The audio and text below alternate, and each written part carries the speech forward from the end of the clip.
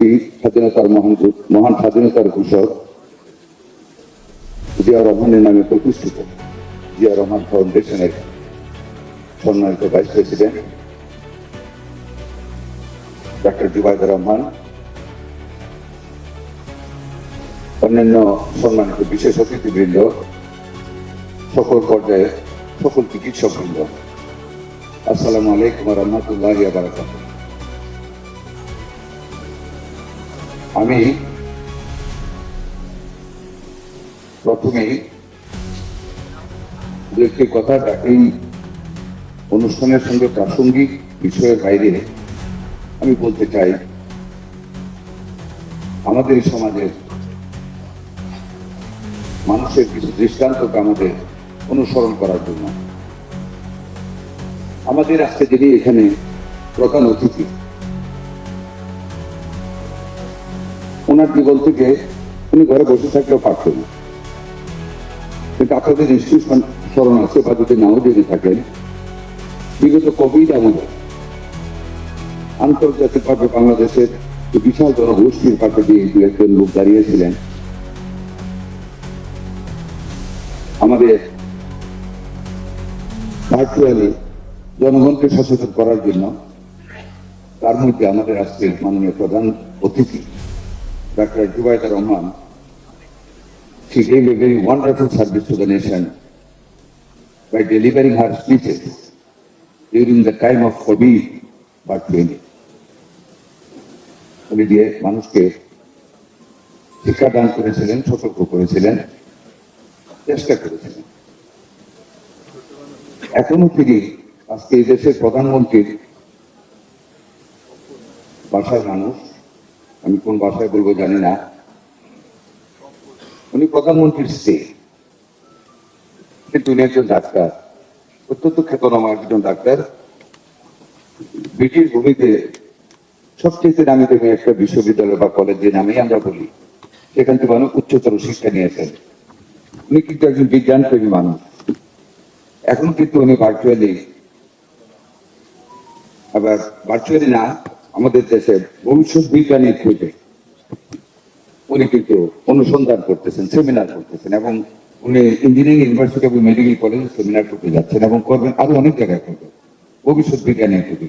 কাজে আমাদের এই মহিষী নারীকে, আপনারা যারা ডাক্তার সমাজ, আপনাদের ওনারকে বিভিন্নভাবে সামাজিক কাজে, মানুষের স্বার্থে, বিজ্ঞানীর খোঁজে, বিভিন্ন অনুষ্ঠানে বা বিভিন্ন সময় ওনাকে ব্যস্ত রেখে কাজের পরামর্শ নিয়ে আমাদের এই সমাজকে, আমাদের মানুষের স্বাস্থ্য সেবা দানকে আরো নিশ্চিত করা যায়, সেটা আপনাদেরকে আমি অনুসরণ করব। এবং আজকে প্রধান অতিথির এবং বর্তমান সকল চিন্তার জন্য আমার অন্তঃস্থল থেকে আমি ওনাকে ধন্যবাদ এবং মোবারকবাদ জানাচ্ছি। প্রিয় সুধীবৃন্দ, এখানে এসে প্রথম বক্তব্য শুনলাম, ম্যান বিহাইন্ড দ্য মেশিন, একজন সম্মানিত ডাক্তার বলেছেন, আরেকজন বলেছেন ম্যান মেশিন মেকানিজম। সব ঠিক আছে, অনেক আইসিউ প্রয়োজন, দ্যাটস অলসো ভেরি ট্রু। আমি আমার আসল বক্তব্য, আমি তো ডাক্তার না, ডাক্তারের ভিতরে টেকনিক্যালিটিস তুলে ধরতে পারবো না, তবে ডাক্তারের সাথে অ্যাসোসিয়েটেড ডিউটিস এন্ড অব্লিগেশন সম্বন্ধে দু একটি কথা বলতে পারি। যেমন আপনাদের একজন অ্যাকাউন্টেবিলিটির কথা বলেছেন। অনেক বড় ডাক্তার হওয়া যায়, but feelings to him or herself, what I am or what we are. Doctor অনেক বড় ডাক্তার হবেন, but what is the accountability of a good doctor? That each and every doctor should understand. আমাদের প্রধানমন্ত্রী, উনি তাকে দেশের প্রধানমন্ত্রী হতে পারে, দেশটা আমরা টেরিটরিতে ছোট, but he is the prime minister. Like the prime minister of any other countries of the world, whatever the size of the country is, what is his feeling? ওনাকে আমার এখানে আনা উচিত না, বাট আমি আনতেছি যেহেতু অ্যাকাউন্টেবিলিটি শব্দটা একজন ডাক্তার ইউজ করেছেন। এই যে অধিবেশনটা গতকাল আমাদের সাময়িকভাবে গেল, বাজেট অধিবেশনের আগের অধিবেশনের লাস্ট কনক্লুডিং সেশনে আমাদের মাননীয় প্রধানমন্ত্রী জনাব তারেক রহমান তার বক্তব্যের একটা অংশে নিজের চেয়ার ছেড়ে চেয়ারটার দিকে আঙ্গুল দেখে বলেছিলেন, এই চেয়ারটা অনেক বড়, চেয়ার কিন্তু উনি শুধু ওনার চেয়ারটার কথা বলেননি, আমাদের যদি সেন্স থাকে তাহলে আমাদের প্রত্যেকের বুঝতে হবে ডাক্তার যখন ওনার প্র্যাকটিস করার জন্য বসেন তার চেয়ারটা গরম, আমার চেয়ারটা কিন্তু গরম। স্বাস্থ্যমন্ত্রী প্রত্যেকের যার যার প্রদেশের চেয়ার গরম, উনি প্রত্যেকটা চেয়ারের প্রতি অঙ্গুলি নির্দেশ করেছিলেন তো আন্ডারস্ট্যান্ড যে চেয়ার গরম, কিন্তু চেয়ারের মতো গরম আমাদের হওয়া যাবে না, এটা উনি মিন করেছিলেন। We have to be humble, each and everybody should be man without ego and vanity, with full of humility. ওটা উনি বুঝাতে চেষ্টা করেছিলেন। যেমন আমাদের মাননীয় প্রধানমন্ত্রী ডেলি কেন সংসদে গিয়ে বসে থাকেন, সে যখন সংসদ শুরু হয় তা থেকে শেষ পর্যন্ত মানুষটি বসে থাকে, কি কারণে বলেন? উনি এত বিরাট প্রাসাদের মতন অফিস রেখে উনি সচিবালয়ের একটা ছোট্ট রুমে কেন অফিস করেন বলেন? আমি জানি অনেকে বুঝবেন, তো বলবেন না, আমি বলে দিই সংসদে বসে থাকেন আমাদেরকে পাঞ্চুয়াল করতে, যে each and every MP should attend the parliament in time, because parliament চলাকালীন অবস্থায় এটা আমাদের পবিত্র দায়িত্ব। জনগণ আমাদেরকে সে আমানত দিয়েছে, সেটা উনি বুঝিয়ে দেন নিজে বসে থেকে, এবং বাউন্ড টু সিট। কালকে কয়েকদিন MP ছিলেন না, হুইপ দিয়ে লেখায় 5টার সময় যা করা করেছেন। এই যে sense of accountability to the people, sense of obligation to the people, that creates a rationality for being human being we are. ওইটা কিন্তু জনাব তারেক রহমান আমাদেরকে শিক্ষা দিচ্ছেন সচিবালয়ে বসে, যাতে করে each and everybody comes in time in the office, এবং বাধ্য যদি এক মিনিট করে দিতে বিলিভ মি আর গত জায়গা ডাক্তার কাছে উনি আমাদেরকে ভয় দেখানোর জন্য বা বাড়ানোর জন্য করেন না, it teaches us the humility. He wants to create us among us the sense of accountability. What we have to do, what not to do.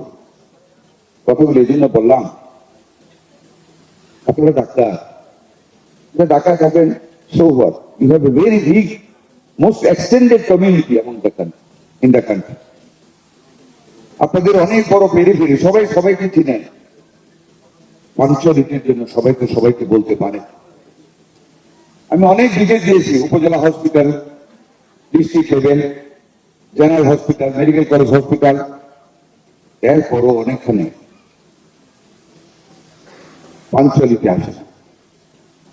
ধরুন একটা এক্সাম্পল দিই, কিশোরগঞ্জ হসপিটাল 2 সপ্তাহ আগে একজন ডাক্তার, যে কোনো দিনে ঠিক কথা আছে, মহিলা ডাক্তার, এই 2 সপ্তাহ একজন রোগী ডাক্তার লাইন ধরে বসে আছে, ভিডিও করেছে। ঠিক একটার সময় উনি আসছেন, একটা ভিডিও দেখে ডাক্তার ওই রুমের ধরে রুমের ভিতরে নিয়ে গেছে, কত কিছু গালমন্দ করেছে, তারপর আরো কোয়ালিটির দিকে আচ্ছা মতো মার দিয়েছে রুগীকে, আপনারা নিশ্চয়ই জানেন। পরে এটা নিয়ে যা হওয়ার ওখানে গন্ডগোল, একটা ইনকোয়ারি কমিটি করেছে। মবের কথা একটু বলেছেন, আপনারা জানেন আমি একজন ডাক্তার, পুরো ডক্টর মন্ত্রী, আমি সব জায়গায় আপনাদের প্রশংসা করি, এবং I believe it, you are next to God. আমি ওই দিন আমি হোলি ফ্যামিলি হাসপাতালে বলেছি, আল্লাহর পরে যদি কোনো মানুষ মানুষের উপর নির্ভর করে, that is you the right.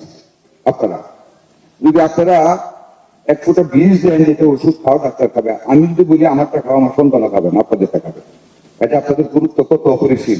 সেখানে আপনাদের তো sense of accountability and obligation, you have to understand that medical ethics is tantamount to morality, not different. একজন ডাক্তারের সুন্দর ব্যবহার এবং সুন্দর দায়িত্ব পালন একজন রোগীকে অনেকাংশে ভালো করে তোলে। আমার জীবন থেকে আমি 2-1টা উদাহরণ দিতে পারতাম, কাজে আমার